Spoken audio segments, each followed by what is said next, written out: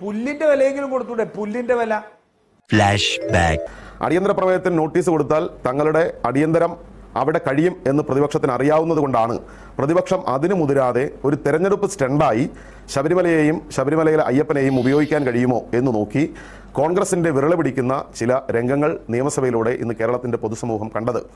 എന്നിട്ട് തങ്ങളിലേക്ക് അന്വേഷണം എത്തുമെന്നും കോൺഗ്രസ് നേതൃത്വം ശബരിമലയിൽ കാലാകാലങ്ങളിൽ അധികാരം കിട്ടിയ സമയത്തെല്ലാം അവിടെ ഉണ്ടായിരുന്ന പാത്രവും കിണ്ടിയും വിളക്കും ഓട്ടുരുളിയും കക്കാവുന്നതെല്ലാം കട്ടുകൊണ്ടുപോയതും കാണിക്ക വഞ്ചി ഉൾപ്പെടെ തുരന്നു കയറി അതിലെ വരുമാനം ഉൾപ്പെടെ കൊണ്ടുപോയതുമെല്ലാം കേരള പൊതുസമൂഹത്തിന്റെ മുമ്പിൽ വരും എന്ന് വ്യക്തമായ ഘട്ടത്തിലാണ് കോൺഗ്രസ് ഇന്ന് ഈ കാര്യങ്ങളെല്ലാം ഇവിടെ ചെയ്തു വെച്ചിട്ടുള്ളത്.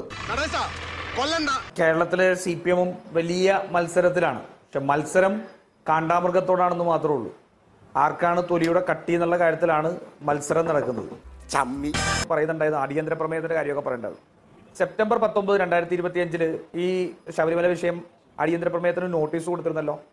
അന്ന് നിങ്ങളുടെ സഞ്ചയനായതുകൊണ്ടാണോ അത് അംഗീകരിക്കാതിരുന്നത്? ഇന്നിപ്പോൾ അംഗീകരിച്ചാൽ ഞങ്ങൾ അടിയന്തരം നടക്കുന്നതാണല്ലോ പറഞ്ഞത്. അന്ന് നിങ്ങളുടെ സഞ്ചയനം നടക്കുന്നുണ്ടായിരുന്നോ നിങ്ങൾ അംഗീകരിക്കാതിരുന്നത്? അന്ന് സബ്ജുഡീസ് ആയിരുന്നില്ലേ? നിങ്ങളൊരു ഫോട്ടോയും വെച്ച് കുറെ നാളായിട്ട് തുടങ്ങിയിട്ടുണ്ടല്ലോ. അടൂർ പ്രകാശിനെതിരെ മൊഴിയെടുക്കാൻ പോകുന്നു നിങ്ങൾ ഓപ്പറേറ്റ് ചെയ്തൊരു വാർത്ത വന്നിട്ട് 1 മാസം കഴിഞ്ഞില്ലേ? എന്റെ അടൂർ പ്രകാശിന് അയച്ച സ്റ്റേറ്റ്മെന്റ് നോട്ടീസ് അങ്ങ് എത്തിയില്ലേ? ഇതുവരെ അങ്ങ് എത്തിയില്ലേ? ഇവരൊക്കെയും ഇത്തരത്തിലുള്ള വെറുതെ ഈ എന്താ പറയാ ഈ ഒരു ബന്ധവുമില്ലാത്ത കള്ളം പറഞ്ഞുകൊണ്ട് ജനങ്ങളെ ചെയ്യാൻ പറ്റുമോ? നിതീഷ് കണിച്ചേരിയും അതുതന്നെ ശിവൻകുട്ടിയൊക്കെ ആ പാവം MA ബേബിയെ കൊണ്ട് പാത്രം കഴിയിക്കുകയാണ്. പുല്ലിന്റെ വിലയെങ്കിലും കൊടുത്തൂടെ? പുല്ലിന്റെ വില.